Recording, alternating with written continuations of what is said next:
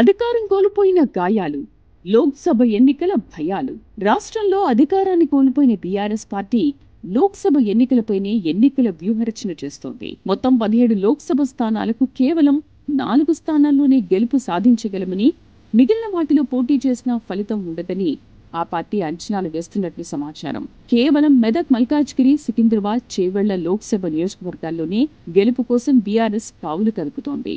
ఇటీవల జరిగిన అసెంబ్లీ ఎన్నికల్లో ఈ 4 స్థానాల్లో గెలుపొందడంతోనే లోక్సభ ఎన్నికల్లోనూ తమ పట్టు బలంగా ఉంటుందని బీఆర్ఎస్ నాయకులు భావిస్తున్నారు.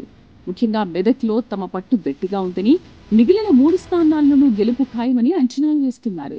అయితే రాష్ట్రంలో అధికారాన్ని కోల్పోయిన తర్వాత బీఆర్ఎస్ పార్టీలో నెలకొన్న అసంతృప్తి, ప్రజా వ్యతిరేకత వాతావరణం లోక్సభ ఎన్నికల్లోనూ ప్రభావం చూపించే అవకాశాలున్నాయని రాజకీయ విశ్లేషకులు అభిప్రాయం వ్యక్తం చేస్తున్నారు.